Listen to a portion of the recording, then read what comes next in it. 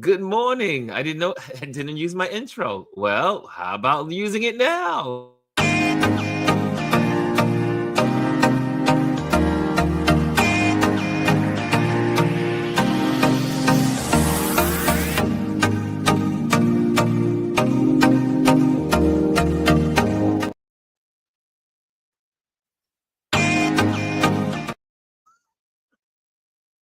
Good morning. How's everyone doing? It's so good to see you on a Touch Base Daily. What's going on?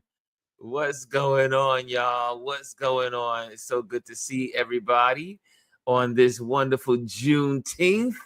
And I'm not sure who's going to be here today because people are out and about, especially our community is just, I'm sure, doing something today on this Juneteenth. How are you celebrating? I wonder.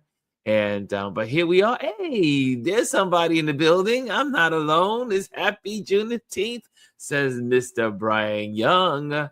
And Mimi's in the building. She says, good morning, Ron and RLP crew. Yes. Oh, there's people popping in. They are popping in. I see them.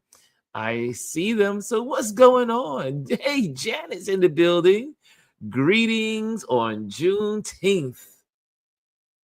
Greetings on Juneteenth. Mimi says, happy Juneteenth, family. Happy Juneteenth. Freedom Day. Freedom Day. The last of our brothers and sisters were informed that they were free. That they were free from slavery. So much to be said about that piece of history. So much. And it took place in Texas, as always. Texas is an interesting place. I tell you, Texas has the most interesting history when it comes to American history. I mean, you have to say people in Texas have always been renegades, always been against the grain, always fighting for something. This is our Texas. And don't get me wrong, I love Texas. I love it. I love the food. I love the people. But for the most part. But Texas is a unicorn. Texas, and now Florida is trying to become a Texas. But the Texans, think about it, the whole United States got the information that slavery was over. What was up with Texas? What was up with Texas? Not just 3 weeks late, not just a month late, years late. What the heck is wrong with Texas? What was wrong with Texas back then? And we can still see some of those traits today. Anyway, just saying, I'm just throwing that thought out there. It's just one of those things that make me go, things that make you go,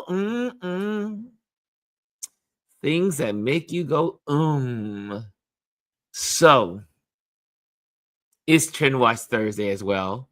It is a news day. We talk about the news. There's a lot going on. I mean, we could talk about whatever we want to talk about today. I mean, today again, there's no real agenda. I wasn't even sure I was going to be on today. I was like, maybe, but then I said, wait a minute. I'm still in the house. I'm not out and about yet. I will be though later. I will be later. And yeah, I will be out later. And so here we are. I see Bryson's in the building. He says, what's up, Ron? What's up, RLP fam? What's up, everybody? Happy Juneteenth Day. One more day before the weekend. Yes, indeed. It is Thursday. Are some of you, I wonder if some folks are taking a 4-day weekend because Juneteenth is on a Thursday this year. You might as well take off on a Friday. But do people still work that same way? Do people still work with Saturdays and Sundays off? A lot of people I know, they work on Saturdays and Sundays, or Saturday or Sunday. The world is a different place. It used to be where everyone worked during the weekend. They were off on Saturday, and Sunday. Yeah. Oh, Bryson says it's going to be 90 degrees where you are. Well, it is. Oh, he said degrees outside. It is going to be 90 degrees in New York today. 90 degrees. Oh, I'm not ready. And then tomorrow's supposed to be a little cool off, a little cooling. And then the bottom drops out. And someone's going to unleash hell on New York City. It's supposed to be 90 for 5 days straight. I'm not ready. I'm not ready to wrap my head around it. I do not like the heat. I do not like the heat. And oh, let me put my QR code. Let me get this QR code up right in case someone wants to join in. And I see, because today there's just gonna be conversation. It's just conversation. I know there's a lot of news out there today. And well, first let me just send my invitation in case my crew wants to join in. So I'm doing a Gwendolyn. And there we go. Let's get those in there. I think Chris is probably busy today, but I'll send one out just in case he's around. He might pop up, but I know today is Juneteenth. People are just relaxing. And there we go. There we go. I got the crew. The regular crew on there. Okay. And so that's gone out. And then I'll make that copy for Linktree. Okay, so what are you guys doing for your Juneteenth? What are you guys doing for Juneteenth? How are you spending your day today? Please share. Please share. A lot of folks are. I will be going out to. They have a photographer's exhibition in Bed-Stuy. So I'll be going out there to just check that out. And what else is going on here in Brooklyn? However, and they're having, I might try to venture up to Harlem because I think it's 121st. Is it 121st? I forget. No, it's Linux. Linux Place or Linux. They are going to have their Stoop concert. Their Stoop concerts are amazing. If you're in New York, I gotta get this on the screen because you can't just say this and not give the information. Linux Stoop concerts. There we go. In Harlem. Concerts in Harlem. There we go.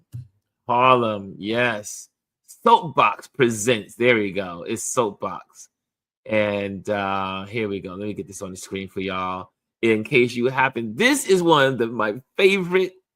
Man, I love photographing this event.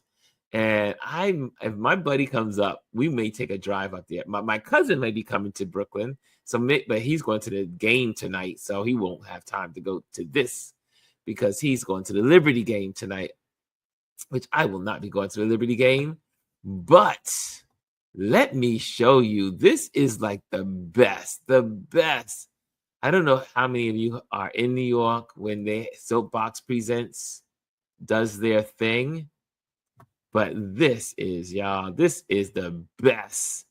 It is called the Soapbox Presents. And they are in Brooklyn. They are in Harlem. So today they're doing the Stoop sessions. It's called the Big Band Jubilee. And then on Saturday, they're going to be here in Brooklyn, a Brooklyn Juneteenth. And that will be in Bed-Stuy.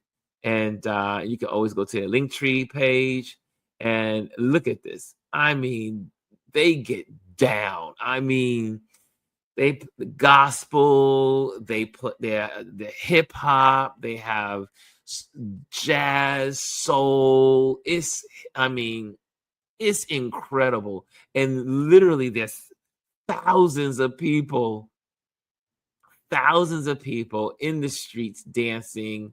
Here it is. This is for today. The big band. Oh, sorry. This is the Big Bad Jubilee. This is that is today. So that's the today's event. There we go. If you are in town, this you do not want to miss. If you can get to Harlem, you will not be disappointed. You will not be disappointed. And check out their page because they are an incredible platform. And they literally use their stoop right there as a stage. They lay out like a black and white tile like on the front of the stage where people can dance and stuff. It's an all-out event. And so if you are in New York City, this is a great way to spend Juneteenth. I would say do your day events, but oh, that's right. This year it starts early. That's right. They did mention that. This year it starts early. I remember reading that. Juneteenth. This is the 21st one, the 14th. Okay, so this one on today starts at 4 p.m. Usually it starts in the evening. It usually starts like 7 o'clock. But this time it's starting at 4 o'clock. And then they're going to have the warm-up at 5 o'clock. Then they're going to have a get down with the band at 5:30. Man, let me just pop it. There we go. There's the schedule for today for Harlem. If you're in Harlem, yes. And then and I'm going to try to be at both of these. And the one at oh wait, this is going to be in my neighborhood. I don't even have to go to Bed-Stuy. It's not in Bed-Stuy. It's Ashland, the plaza at 300 Ashland. Oh, I can just walk over. Oh, this is going to be great. Right, it's right down the block from BAM. Ah, excellent. Okay, so now y'all got all the information right there. If you're with me, if you want to come down and hang out with me and as I photograph, because that's what we photographers do, we love this event. Join me as we photograph this amazing event that's happening this weekend. Okay, just thought I would share that with you in case you're in Brooklyn for Juneteenth. But what are you doing in your area? What are you doing in your area? How are you folks celebrating Juneteenth? Brian says, my mom, she's off today. And I see Brian says, yep. Yes, lots of taking the long weekend. Yep. Mimi says, yes, lots are taking the long weekend and off today and tomorrow. And G says, good morning. There's Miss G. Good morning. Just stopping in. They've got the Opal Lee Walk for Freedom in Fort Worth right now. She's doing her walking thing. You should be our correspondent on location, G. You should have your camera and say, hey, this is where we are, guys. I'm doing the walk. Where's your equipment? Where are you? Take out your smartphone and just say, hey, y'all, this is where we are. She could be our correspondent in Texas on the streets at the Opal Lee Walk for Freedom. Ellie says, happy Juneteenth, everyone.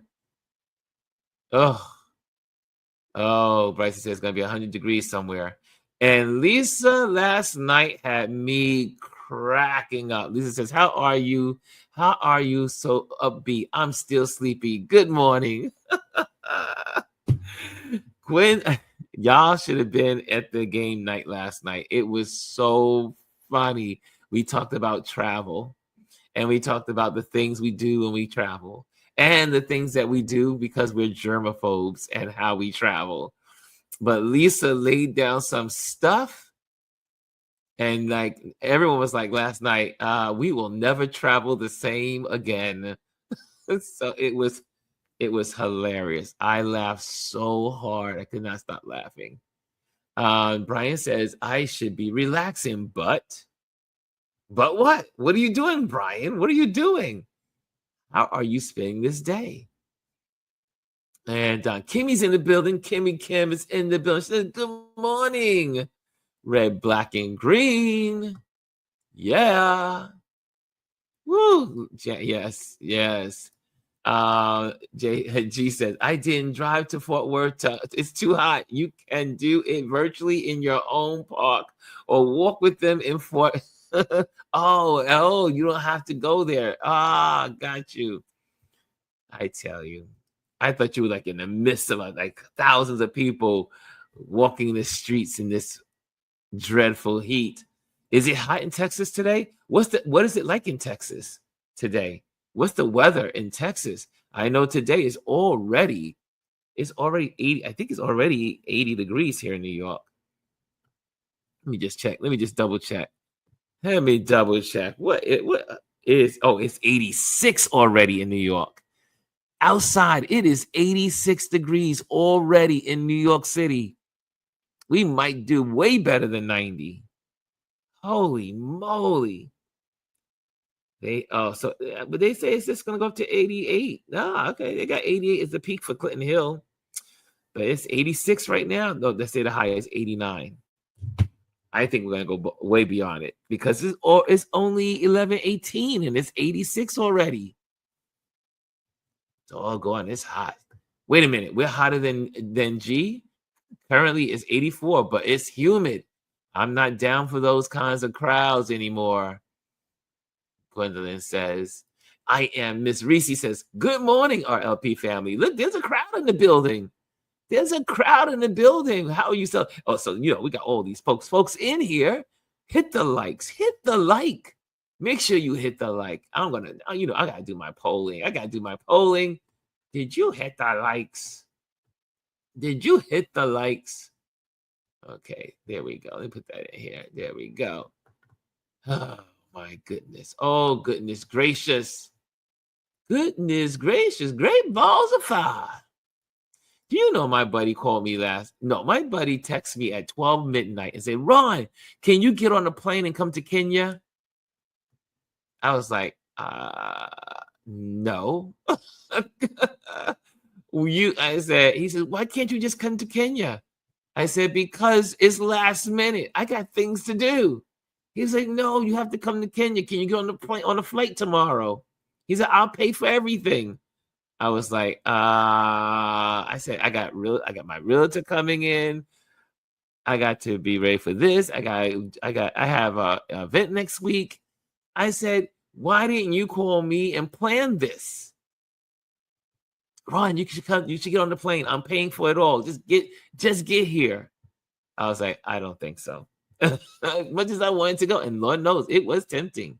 It was tempting to pack my bags and go to Kenya this morning.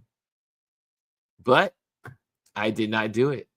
Could you imagine one of your friends calling you and saying, hey, get on the plane tomorrow. I'll pay the ticket. Come to Kenya.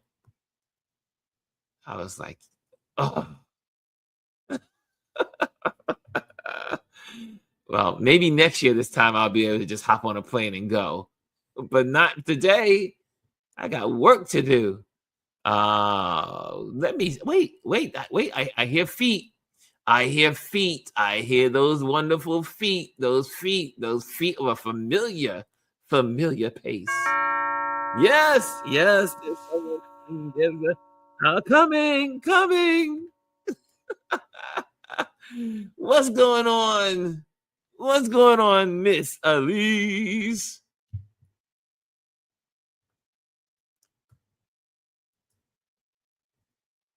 Can we hear? Is that was me? Oh, okay. Look, good morning, happy Juneteenth. I would have been on a plane. You would have been on the plane. I'd have thrown that stuff in that bag. I'd have made that rest. I would have been on a plane. You paying too? Oh, I would have been on a plane. Okay, I'll see you when I get back. I'll be back in a couple of days. I was so tempted. Believe me, I was tempted. I was like, maybe I should just get on this plane and go. But I was like, I'm too exhausted. Well, first of all, I had just finished with was hanging out. But normally, now I have been known to just get up out of my, out of my situation, just get up and go. That's not something that's foreign for me to do. Right. But I was like, you should have had better planning, sir. You should have had better planning. And I don't like to reward bad behavior. Look, I'm gonna tell you now. Let someone call me while I'm talking to you and tell me they got a ticket. I'm gonna leave you right here and make my reservations and check my bag. I'll be gone. Look, living life not just existing because tomorrow's not promised. Next year, tomorrow's not promised. It's next true. year I'll do X, Y, Z. What? Who told you? Where did God guarantee you that you're gonna be here next year? That's a hope. That's a hope, right? That's a hope. That's a hope and a dream. That's a hope and a prayer that I'm gonna be here. Yes, hope, prayer, and a dream. Yes. I was shocked. I was like, that's what it was. I was like, you are crazy. I said, you are nuts. I said, he was like, come on, Hope, come together. He's like, I'm in Kenya right now. You need to come right now. I was like, I said, is this an emergency? I know.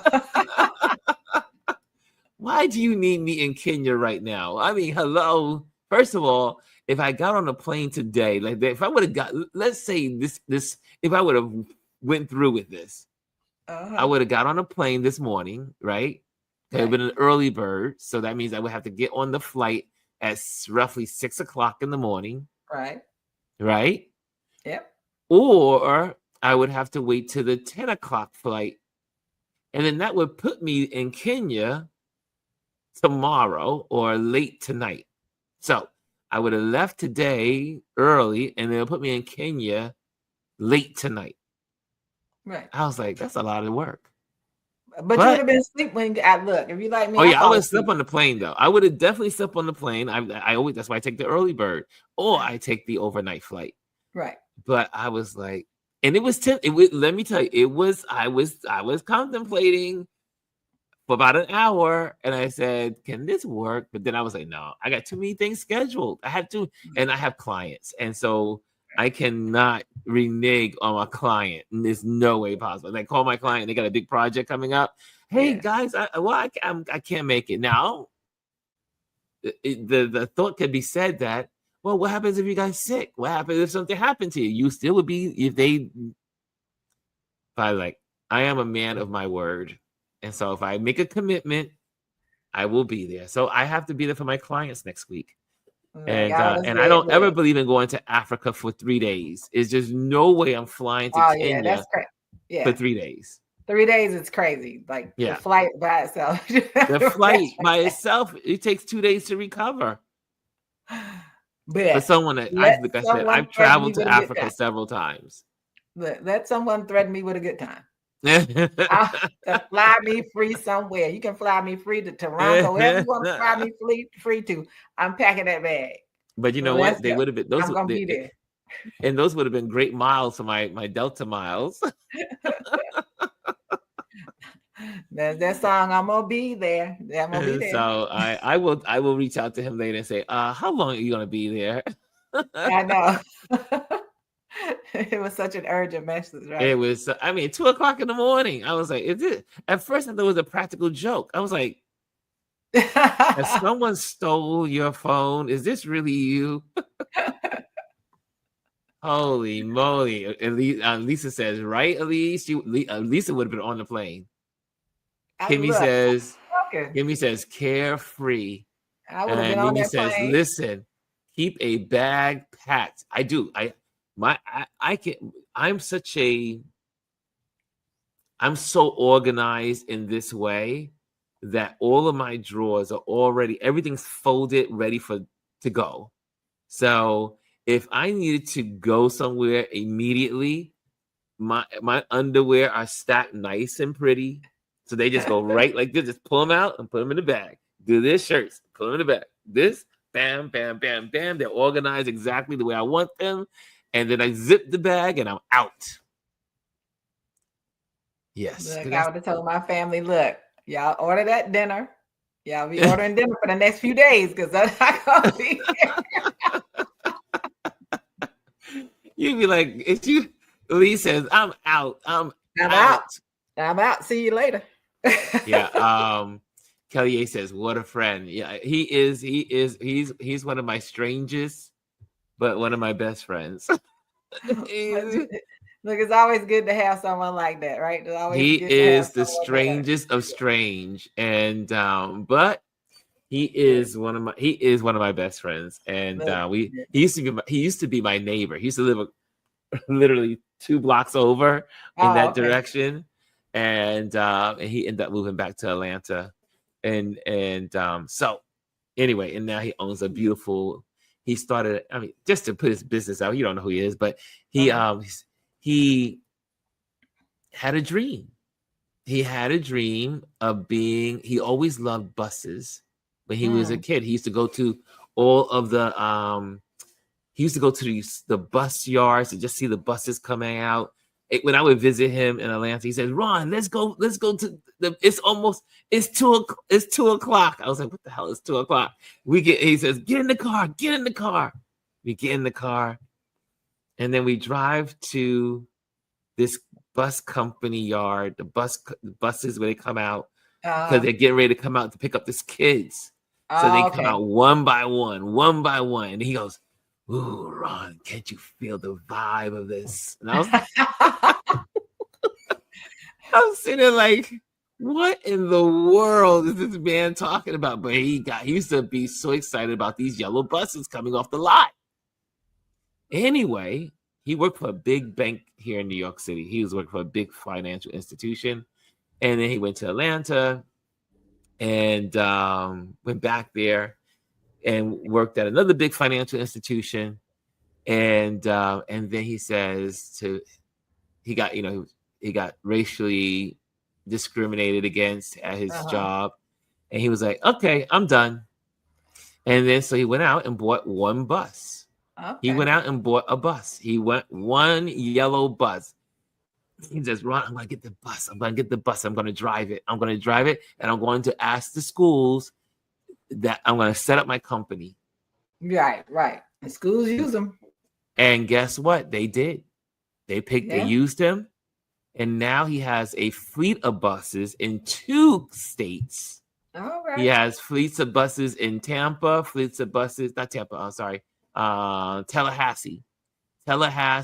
Atlanta, DeKalb County. And now he's created an amazing empire. Yeah. And I said, well, that's why you got to follow your dreams. I was laughing at him when we used to sit outside that lot. But here we are 10 years later. Guess about 10 years later now. And now he has one of the biggest bus companies in the South. Yeah, now he can call up a friend in the middle of the night and say, hey, I'm pay all your expenses to fly over here to Kenya. Look, that's my husband. I told you my husband's fascination with transportation, right? Yeah. He always talks about being little and riding the buses, and he couldn't read, but he could ride the bus. He just knew which bus went where.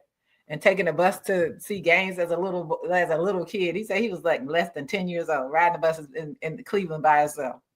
And he is fascinated with transportation. And I guess, he designed years ago, he put together this culture bus thing for that Metro could do. Mm-hmm. But one of the companies, the tour companies in DC filed against it. So they never implemented. I said, that's what he should have done. He should have just gone and created his culture bus tour and he'd be able to fly me somewhere with it. Yeah. Hello. It's interesting. Again, that's why I'm always telling folks or suggesting to folks or encouraging folks, follow your passion. You never know where it will land you. I mean, you can't go wrong when you follow your passion. One is because you love what you're doing. You're passionate about it. So you have no idea what doors is going to open for you. We used to, my other buddy and I used to laugh at my friend. And now he's got the last laugh. He's the one that's calling us and saying, hey, will you join me in such and such a place? But I told him, I said, guess what? When the apartment is sold, I will be in Atlanta. I will hang out with you in Atlanta. He has a big, beautiful house. And I said, Mhm. okay, just give me a room. I'll be there. And I'm also going to be helping him with this company. So I Oh, okay. said, so I got to make money somehow, right? And I don't have to Right. be there in Atlanta, but I do want to meet the staff. I'll be working on some projects with him. And he Okay. wants, because I'm highly, not like Gwendolyn, but I'm highly organized. And so he wants me to help with his team in getting like their birthdays and celebrations and Mm. mapping that out and making sure everybody gets their and clients get their cards and their thank yous and Oh, all that okay. stuff.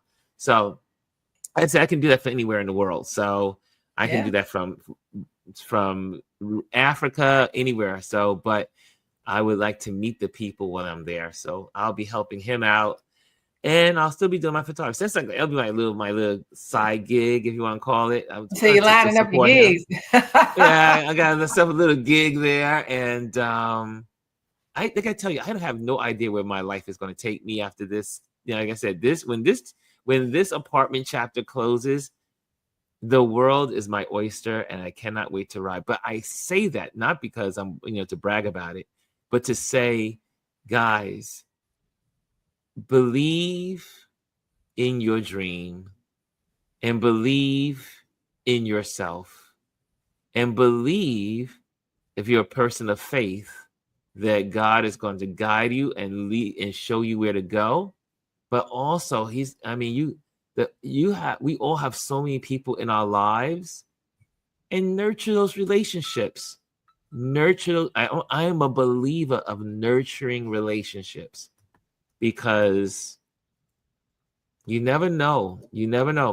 This is my buddy that one year I was for my birthday, and he was happened to be traveling on business in the Netherlands.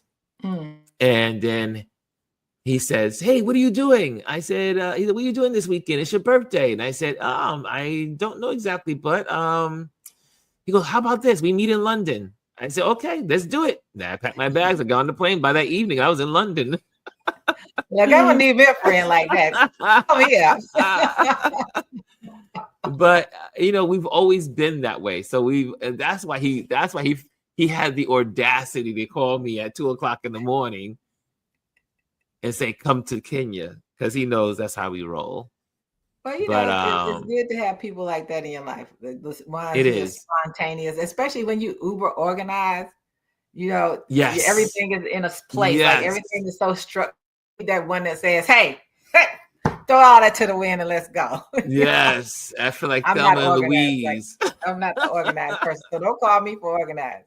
So I'm I need to super organized. look. I need to find a side gig I can do online, but don't let it be organizing anything for you. I might be able to organize something, but I can put together a chart. But it's like, Kelly says that she said, "That's awesome. I'm in the South. Next time I see a yellow bus, I'll think of your friend." Yeah, look, next time you're in Atlanta, like because our former neighbor works for. They had a company like that here, a black company that does buses. And Mm-hmm. but he and his family moved to California, but he still comes back. He's still a part of the company. He still comes back and check in on the company and do whatever he needs to do, because he doesn't have to be here to help run the company, like you said. Because Mm-hmm. you got internet now, you can just communicate on the computer. But he still works with that. And they, of course, all the schools, when it's time to take trips, that's what they do. They call these companies up. In my school, my last school, we had over what did we have? We had like 1,500 students, middle school. So when we took our yearly trips, it was like quite the experience to coordinate buses. And we used almost every bus company in the city because it was so big. Yeah, that's a lot of kids. That's a lot of people. 15. I had 557th graders. Woo. Yes, to I mean, manage. a bus only seats how many? What? 60? It's Is there like 60 on the bus? 40 to 60, depending on the bus. Because they got those long ones, and they have the Coach one. buses fit Yeah. more. Yeah. So they would have yellow buses, everything, to go on all of these trips. Like my granddaughter just went to Six Flags up in New Jersey when they had their trip last week. And I used to love those coach bus outings. Right, look, I didn't. You didn't like bus outings? I did my jobs, huh? You didn't like bus outings when you were a kid? No. I loved them. I used to get, and the boys, most of it was always the guys. We used to sit on the back seat because the fun part was when the bus would do the bump and everybody jumps up, go, whoa. So being the child who suffered from motion sickness, absolutely not. Yes, I used to love riding that back seat. You can never ride in a back seat with motion sickness. That meant that we were gonna throw up. Oh man, one of my friends, my other friends, who's another supporter of this, she supports this channel and what we do here, and she's one of my big sponsors in the Patreon community, and I have two friends that support what we do here, and they've been giving $100 a month to this platform for the last 2 years. Wonderful. So I just say, well, a year and a half since we started here on YouTube. And I really have to say, I am really blessed. I have really great friends, and I don't have a multitude of friends. Like, I don't have like hundreds of friends that I hang out with. I have a real tight knit of friends that I get on the phone. They call me, I call them. However, they call me more in the midnight hours than I call them. I don't usually call anyone past 10 o'clock or 11 o'clock. I'm that old school. But they will call me 1 o'clock in the morning and say, Ron, I'm having such a problem. Why did he leave me? Look, I have gotten all kinds of stuff. Look, I've gotten calls always at 4:30 in the morning. I've gotten calls at weird hours. But the most important thing is not the quantity, but the quality of people. It's the quality. Not having to say, oh, I have a lot of friends. And I always tell people, you have a lot of acquaintances. You have a lot of acquaintances. How many of them are real friends? Friends are different from acquaintances. That's right. So I have some friends and I have some acquaintances. Yes. And there is a distinct difference. And so the quality is the most important part, not the quantity. Quantity. You would say that because my father one day when we were kids, I was like 15 years old. And I came home and I said, I think maybe I was 14. And I said, hey, I have a new friend. I have a good friend today, a new friend. And he said, stop. I was like, he goes, that's not your friend. Right. You just met them. Right. Friendship takes time. Absolutely. And I was like, and so ever since then, I realized, he goes, that's your acquaintance at school. He says, that person's not your friend yet. It may become your friend, but friend, he says, save that word friendship for your prized friendship. Right. Friendship is just so different. Like, there's some friendship is a reciprocal relationship. Reciprocal. And most people don't understand that. Even when they're in intimate relationships, they don't understand. Yes. Like it's you have everybody, you have takers and givers, and then you have people who take more than they give. And those are people I keep at a distance. We can know each other, we can be acquainted, but we won't be friends. Not that kind of, we won't be friends. Yeah. And I will cut you up. Look. It's so interesting. I mean, this particular friend for the Kenya trip, when I told him I was selling the apartment, he had a meltdown. He was like, you can't sell the apartment. It's no way. He says, how much do you need? Why do you have a meltdown? Because we used to hang, when he used to live across the street, he used to just come over, sometimes in his PJs, and then we would just look at movies and cartoons and hang out and just talk, or we'll get in the car with my other buddy and we all drive to the beach, or we'll drive up to go hiking, or we used to do all stuff. But this was the meeting spot for us. So everyone would come over to the house and we would just chill out, look at movies and stuff. He says, you can't sell it. It's too many memories. It's too many memories. And then also when he lost his job, when we had that big 2008 crash and the financial market had its moments, he ended up living with me in New York City and then would fly home every weekend back to Atlanta. But he could only find a job in New York City. So during the crash, he would fly back and forth. And so he lived here for the week and then would go home on weekends. So we, like I said, it's being there for your friends. And, but he was like, oh, you can't sell. He says, how much you need? He says, how much? I can just give you. He said, I just give you the money. I said, no. I said, I got to sell it. He was like, no, don't sell it. Don't sell it, Ron. Don't sell it. I know, saying that I was like, I would cry. If my son ever tell me he's leaving New York, I'll probably cry. But I can't come and listen to all the noises of Brooklyn or is because you have that place. Like I know you had several times when friends have come and they stayed with you. Yes. And where you are, like that where you are is convenient. Yes. Like where my son is so convenient. I walk 2 blocks and I'm on a train. I can go find all types of food in the neighborhood. That's it's a nice neighborhood to walk through. So I think that's but everybody has memories attached to things. But it's like you said, it's time for you to spread your wings. It's time for you to live that life, go out and enjoy what's out there for you. Because I know that's what I'm trying to do. It's like trying to enjoy as much as I can. I told him, I said, man, I've been here 30 years. You don't want me to stay here another 30. And but I said, look, I'll be able to spend time with you, and I'll come down and help you in your business, and I'll be able to help my friends. And so I feel really good because I can truly become a nomad, and I can really spend time with people I love and care about, and I don't really have to worry about living from client to client any longer. And that is going to be such a stress relief to say no more living from client to client. And I'm thankful that 30 years ago that little thought was dropped in my heart to say, look, you need to purchase something and then sell it when you retire. And here it is. Yeah, and in America, in the United States, so there's this whole thing, you got to work till you die. And then when you look at countries, you have some countries Mondays are off. Some there are countries where the summertime, some of these countries in the summer, people on vacation. They're gone. And we don't take that rest.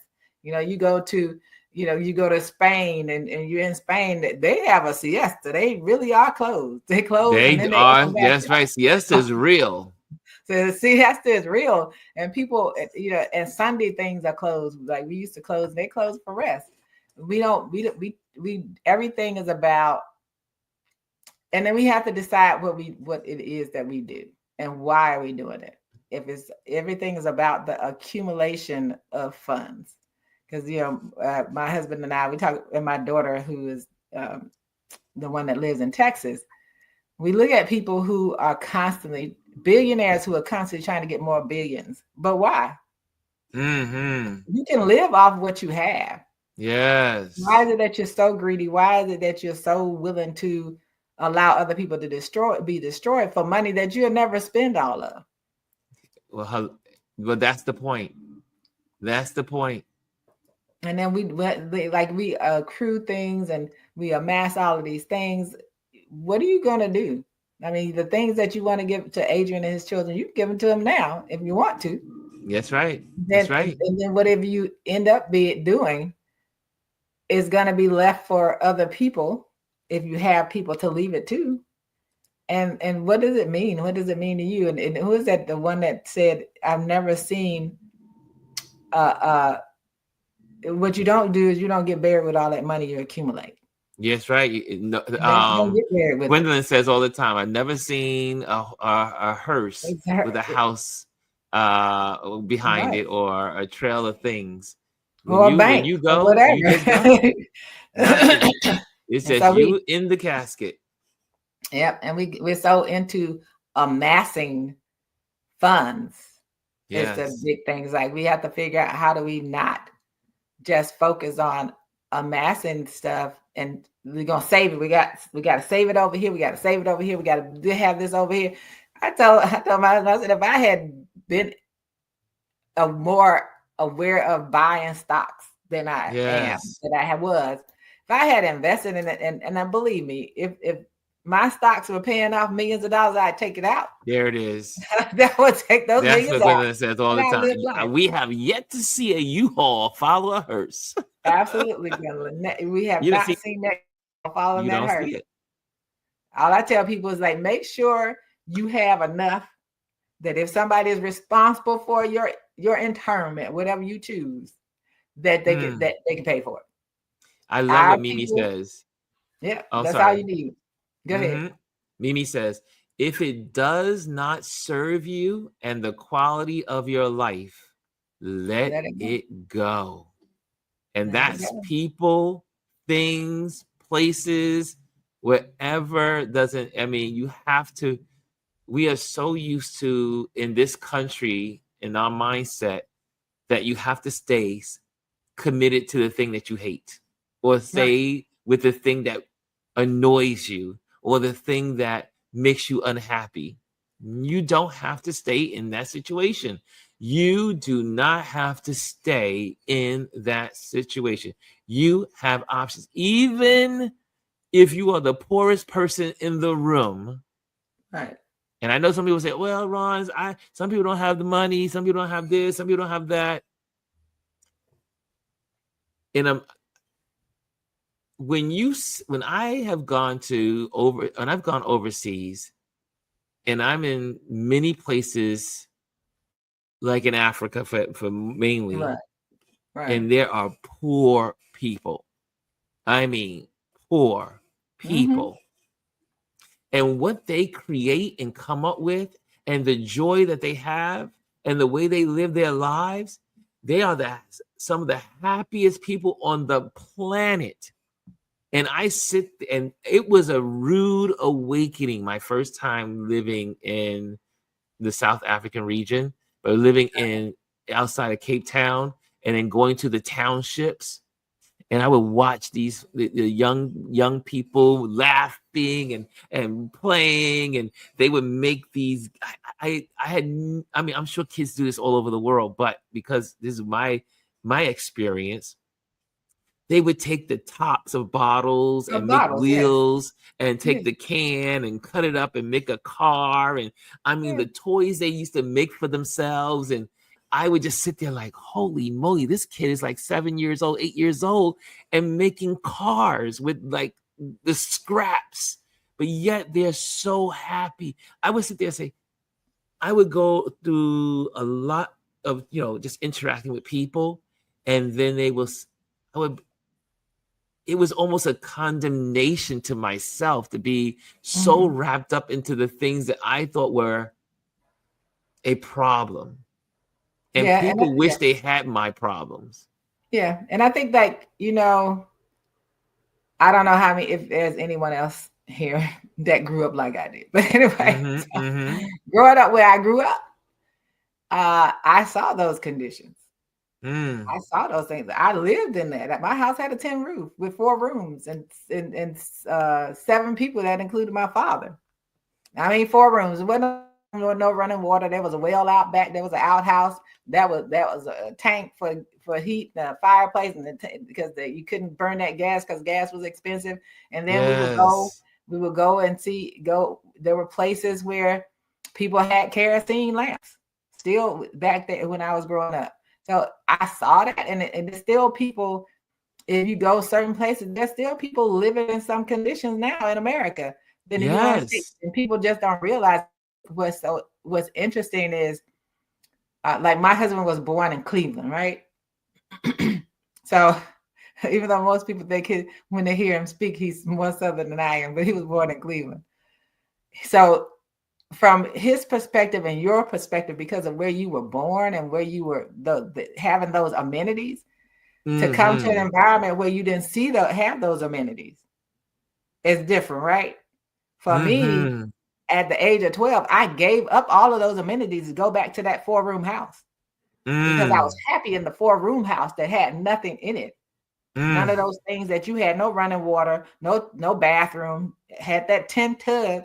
By that time, we did have a gas stove instead of the wood burning one, which I grew up with a wood burning stove. And so understanding that, and there was happiness there all the time. We were always happy. Yes. Your daddy found some rope, or he had something, and you cut out a piece of wood and you hung it from the tree, the pecan tree behind the house, and you had a swing. You had some tops, or you had somehow we get a bicycle rim and a stick, and we take that bicycle rim and we roll it around. Yes. And have the best time running behind that rim with that stick and going to do that. And so those are the things that a lot of people never experience. And I know when people look and they think about, you're only 69. I'm 69, but that was Alabama. There's parts of Maryland now. There's still those simple things. And we got away from the simple stuff. Like the kids now, my granddaughter now would not know anything about that kind of fun.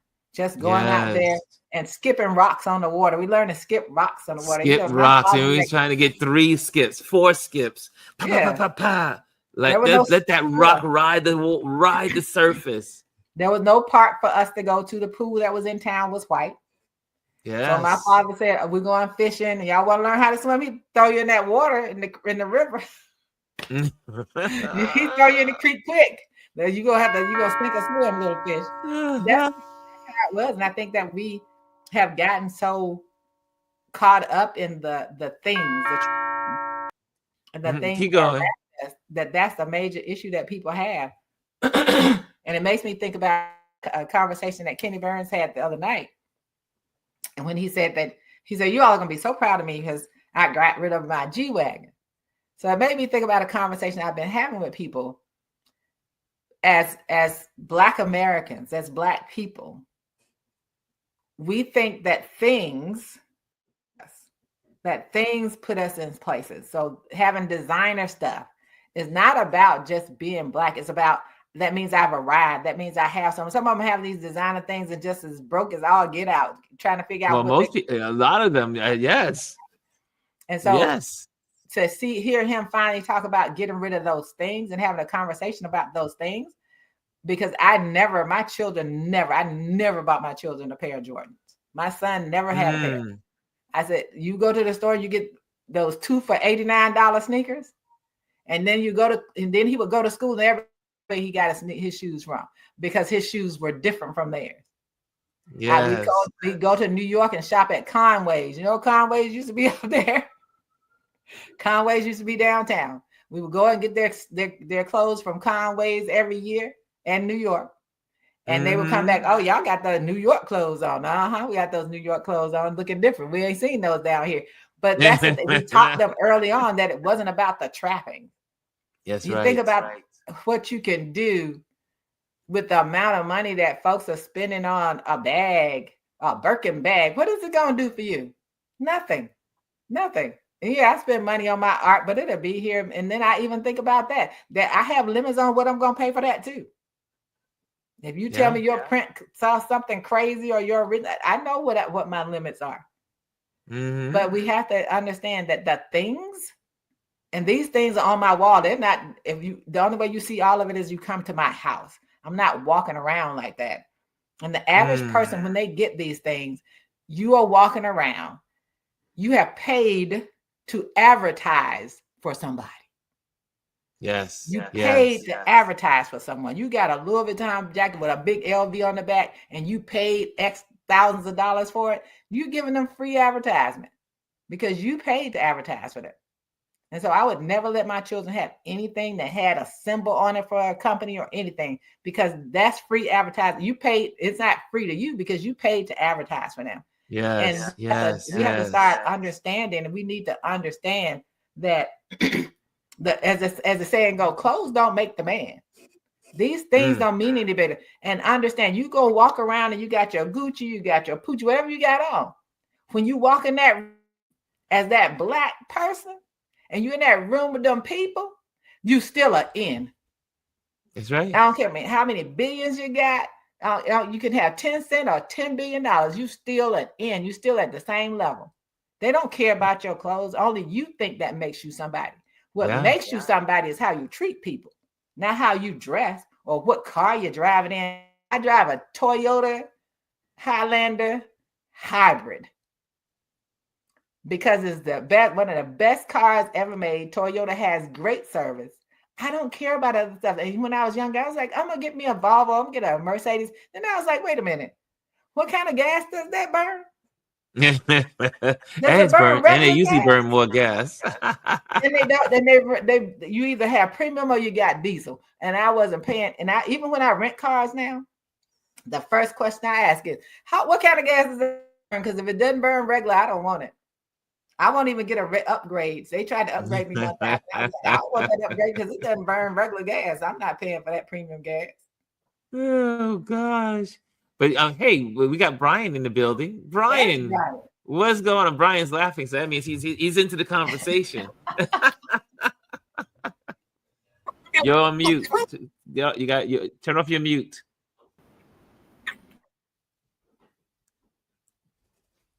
I can't hear you.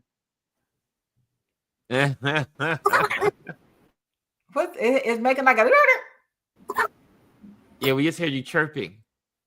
Yeah, it sounds like Donald Duck. It's like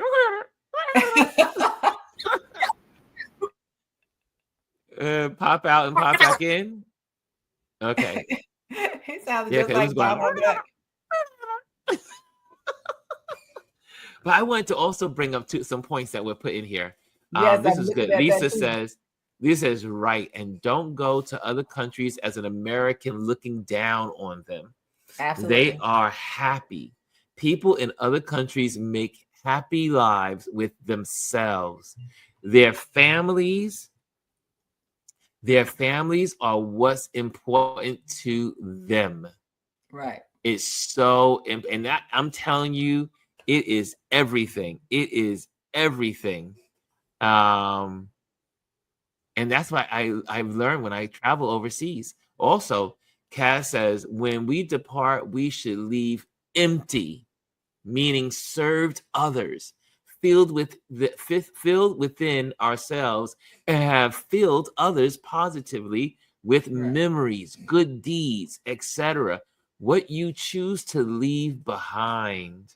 Right. And then Rosemary said, my grandparents had to live that way in the middle of California, La Colonia, or the Mexican colony, they would call it. We learned our most important core values there. Yeah. Yes. That's what you learn. And people want to call me on this. Why don't they know I'm on live? Don't they know I'm on live? Everybody knows I'm on live, but they're calling me now. Said she had to use that outhouse every summer in North Carolina. Yes. Lisa, just imagine 6 kids having to use the outhouse, and they have these rituals where people don't like when you talk about these holistic things that people do. So the holistic things that they did to keep us healthy in the wintertime. Yes. Were funny. So you would have to take castor oil, cod liver oil. And then there were these tiny pills they call worm pills, whatever it was. But castor oil sends everybody to the bathroom. Yes. So you got 6 kids that you just gave castor oil to. All of them got the bathroom. So you got the little chamber pot, you got we in a line trying to make it. And it happened every winter.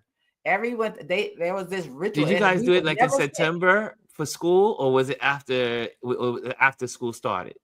So it was after school started. My father that was the ritual in the house. You had the castor oil. Don't cough now. If you cough and it sounds like a rattle, you're going to get some castor oil, because that's going to work the cold out of your body. That's what they used to tell us. This to work the cold out. So you always had castor oil, cod liver oil. And that cod liver oil, they try to give you an orange with a peppermint stick in it. One of those soft peppermint sticks. And then they had these, what they call worm pills. So if you had any parasites, They gave I don't even know what it was, but they gave it to you. And the most interesting thing we used to have to take, and I have no idea why they did it, was turpentine and sugar. Don't know why. Turpentine? Turpentine and Really? sugar. Yeah. They would put a drop of turpentine on sugar and they would give it to us. Wow. I don't know what it was killing, but we besides it couldn't heal up. Oh man. But turpentine Anyway, and sugar. I think Mr. B is back. And hopefully he doesn't sound like Donald Duck. Okay.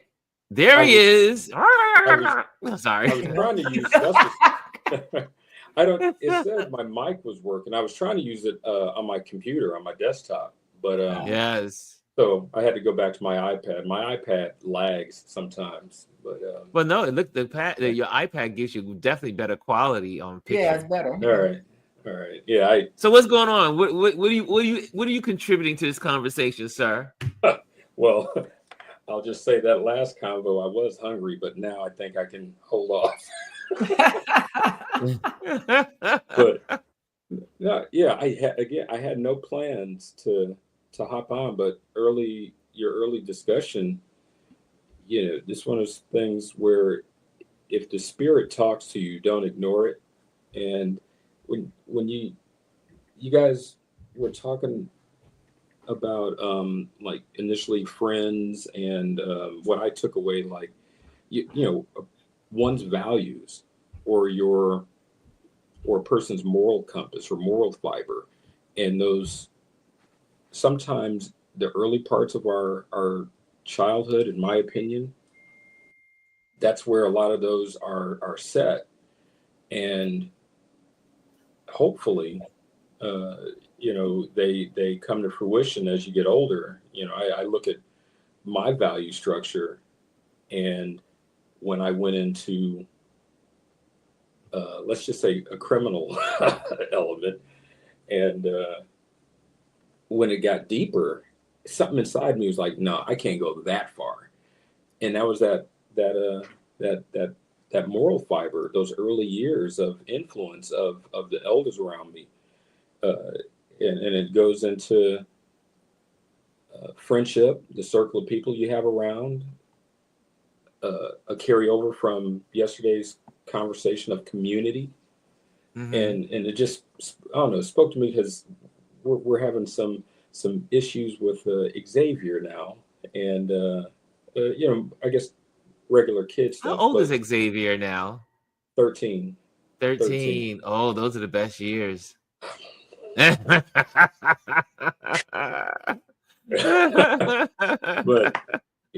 one of the things I tell him is the influence of friends. And I said, son, listen, your friends, your real friends won't allow you to get into trouble.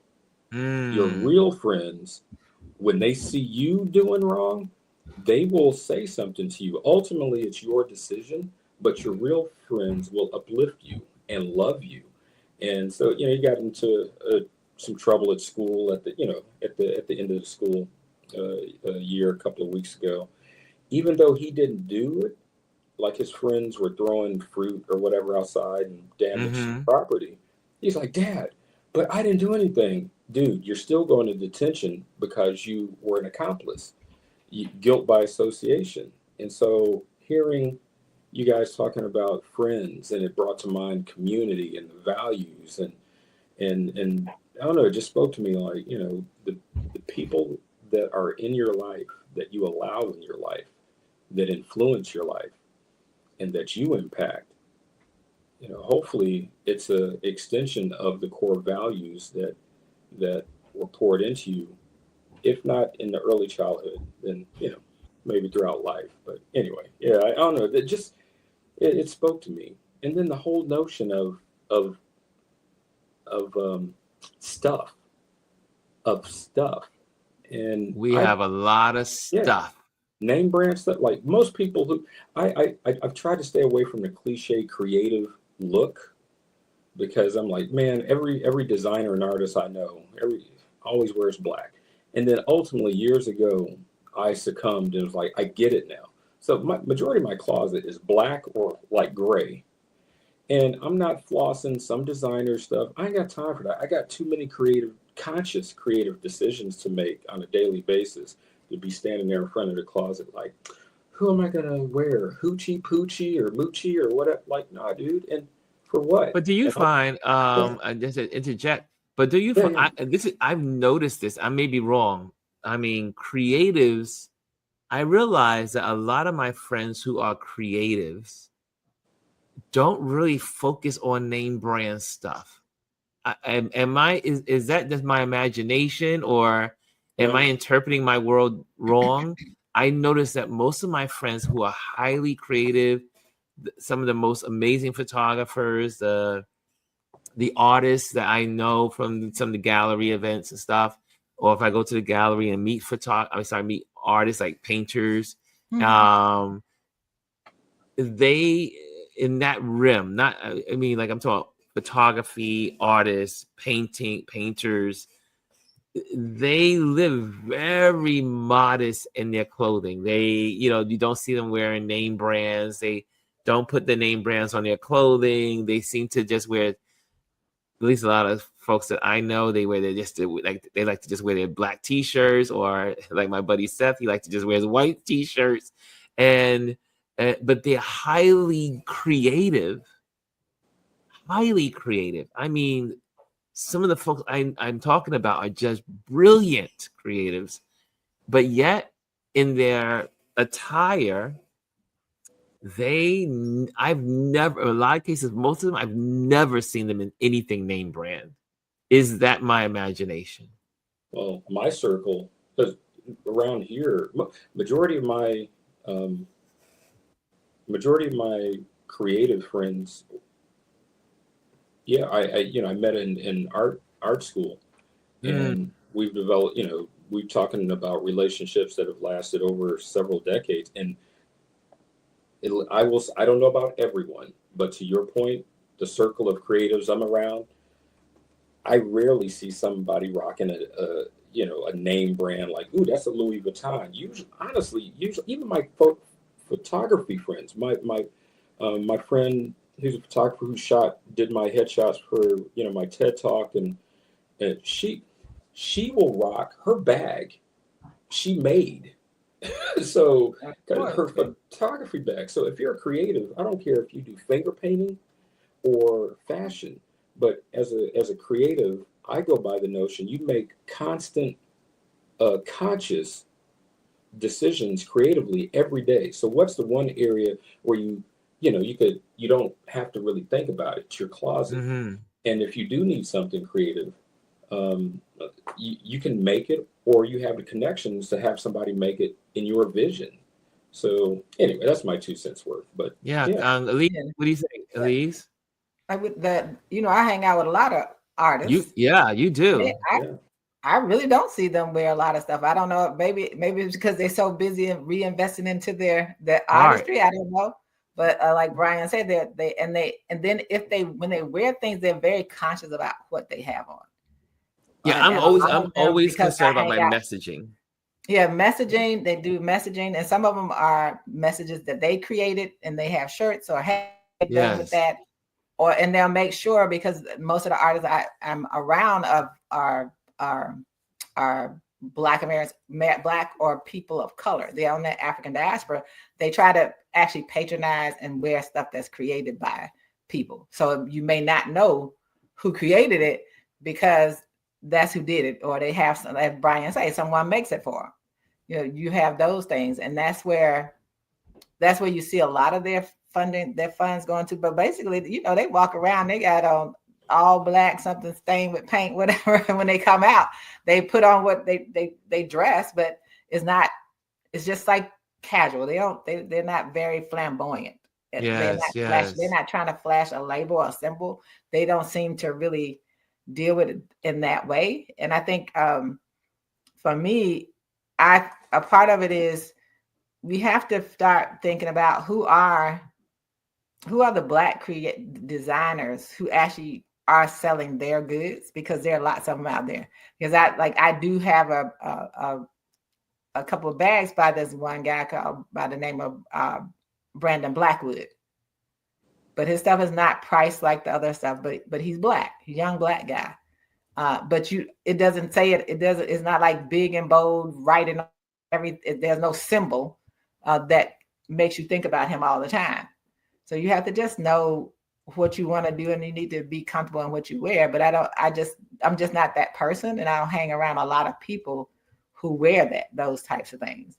And I think it kind of helped my daughter. My daughter worked for Neiman Marcus for a while, and it helped her to think about different things too. It was so funny. She bought a Chanel bag one time because it had the employee discounts, which Neiman Marcus gave the best employee discounts, like 30. They would give the best employee discounts. And she got it and she was like, oh, well, I don't understand the hype. And she sold it. She was like, it's no longer interesting to me. And so now she's more creative, and she's gotten to the point where she has, quote unquote, what she calls her uniform. She wears a lot of black and olive and colors. She's beautiful, but she just has developed over time her own personality. And I think that's a big part of it. And I know with a lot of creative, and as G said, it depends on the creatives too.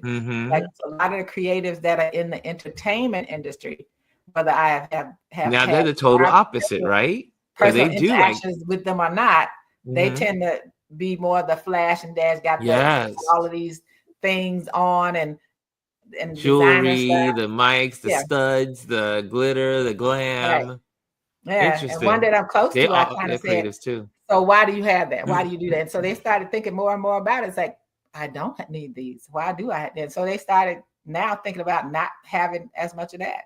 And I think that's a shift that needs to happen, because you're not, those things don't make you any more acceptable to that society that you're trying so hard to be in. That's the part about that. And then we have to realize some creatives, some of the people in the industry are actually being given those clothes to wear, say that somehow to advertise for the companies, like a lot of actors and things. And even in the music industry, I remember when D Nice used to put on things, but he would say, oh, I got this from so-and-so. That was like early, what was that, like 20, 21, 22, when he would do that. He doesn't do it so much now, but I was like, it doesn't matter to me what it is. It doesn't matter. What matters to me is who you are. Well, and you having that on doesn't make you anything. It doesn't make you any different. It doesn't make you any better than anyone else. Can I add to that? Because that goes back. I mean, fashion and more broadly, the things around us, in my opinion, extensions of a person's character or personality, but the core is you. And I'm what sparked this a memory. Pre-COVID, had a presentation. The vehicle I was a part of the design team on, and we're in front of GM design leadership, and it's like the cliche from like a movie where I spill coffee or something on my suit, and my button-up shirt. And fortunately for me, I had a black V-neck T-shirt underneath. And I took all that off. I went in, and for a split second, I was like, oh man, I'm not in a suit. These are some big wigs or whatever. But once I got started, I was confident in who I was, whose I was, and the stuff that I was saying. And I read the faces that were looking at me. And after a while, I felt they weren't looking at this, they were looking at this, what was coming out. And so it goes to that adage of, I'm not saying this for men only, but that adage that a man doesn't make or clothes don't make the man makes the clothes, a woman makes the clothes. It's who you are inside. And that confidence can carry you far without any trappings. Mm-hmm. So, but yeah. So as we close out, I want to ask one question, and then we're going to close out. Ryan, can we look at Anthony's comment when he said the clothes in Florence are amazing? Let me tell y'all. The clothes when I went to I saw clothes in Toronto, and they have a street where you have these men's shops. Some of the best men's clothes, most well-made men clothes I had ever seen. The quality of fabric here is trash compared to the quality of the fabric over there. And Florence is amazing for clothes, and the leather goods that you buy on the street at the market, just absolutely amazing. Some of the best leather you can get. And you got to understand, it's the fashion. It's all fashion. that leather is coming from over there. You might as well buy something over there. Yes. And if you're ever in Rome, go to the flea market. Some of the best buys you'll ever have in Rome is at the flea market. So we need to get on. We need to get to Rome. One question I have for everyone, then we're out of here. Is what are you eating today on your Juneteenth holiday? What are you eating? What will be your favorite meal of the day, and what are you eating for today? I think I'm going to head over to Cloudy Donuts. So let me say, I was on a liquid diet all day yesterday. So today I'm making some salmon for myself. My family has leftover chili and pasta because my husband likes to eat his chili Cincinnati style, which is chili over pasta. It's over spaghetti. I love chili over pasta. Spaghetti is Cincinnati style. Ooh. I love me some chili. Yeah, chili over spaghetti. He loves it. So they have chili that. Is my thing. Yeah. Gwendolyn says pork chops, mashed potatoes, and collard greens with cornbread. Ooh, that sounds nice. Great, Gwendolyn. That sounds nice. And I'm gonna. You writing it down? Yeah, I'll text you. I'll call you. I'm definitely going out to eat. I'm sure. Me and so, Elise, what are you making for dinner today? So they're having leftovers. I had a colonoscopy on Tuesday. Oh, congratulations! And I did a liquid. I had a liquid diet all day yesterday, just by choice. I just decided to give my innards a rest. That's all the work they had to do. After that colonoscopy prepping, because your innards work overtime doing that. So I gave them a break yesterday. Prep. So my family, their leftovers, and I'm making salmon for myself. To kind of break that. Bryson says we got chicken Philly cheesesteaks. Yummy, yummy, yummy. And Lisa says, I'm eating normally. I have been losing weight, so I'm gonna keep it up. Probably a salad. Well, yeah. For me, it's no change. I mean, I will have a salad here for lunch, but for dinner, it's gonna probably be chicken parmesan, homemade. Yes. That I will knock out. But nothing major. No, the comedy in me would be like, well, it's Juneteenth, and let me lean into the black stereotypes. No, I'm joking. Oh, I got a watermelon now. I got a watermelon. I found one at Whole Foods for $7.99 yesterday. It's hard to find a seed. I want the seed watermelons, and it's so hard to find seed watermelons. I found this one surprisingly. Here in the city. I found this one at the Whole Foods. And it's seeded, and it was only $7.99. I was like, let me get one of those. Yes. Maybe I need to head over to Whole Foods later on. I was shocked. Can I tell you a quick story? Yeah. Today, my husband and I are going to try to go around the corner and talk to this woman who her last name is Stallworth. She stopped him on the street a couple of times, and because of the way he looks, and said, "You're a Stallworth, aren't you?" Because they have distinctive facial features, their nose and stuff, very distinct. Yes. And so he's going to go share this family history that a couple of people in the family have been looking at their history. They have traced back their family to 1830 something. That the owners, and they have the will of the slave owner who bequeathed his enslaved people to his children, his wife upon his death. And they found they know directly which one went to woohoo. So that he's going to go share that information with her around the corner today, because her family is from the same area that his family is, with Beatrice, which I'm sure if she can spot him on the street and ask him if that's who he is, they're definitely the same.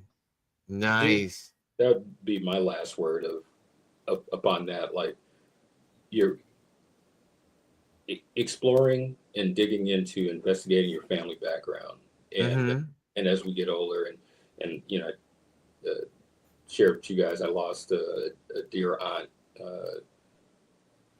We finally buried her a couple of weeks ago, and it was just a shock. But as people, as most families do, come around together for a homegoing service, you reflect and start talking about the past. And for our family, it's been at least a 20+ year journey, investigation on family background, before the internet.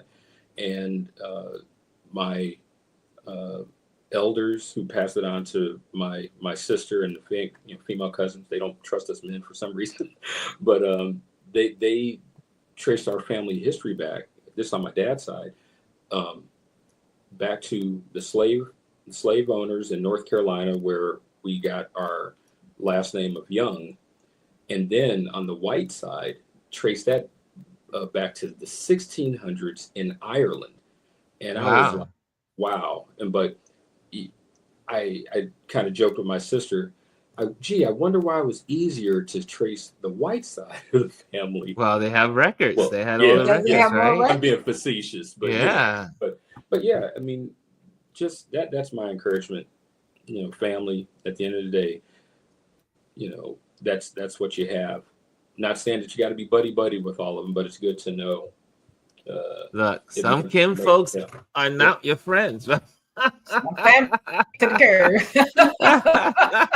It's okay, guys. Have a wonderful Juneteenth, and I hope everyone has a great time and get out there and do some of the festivities that are in your area. And a lot of folks are celebrating.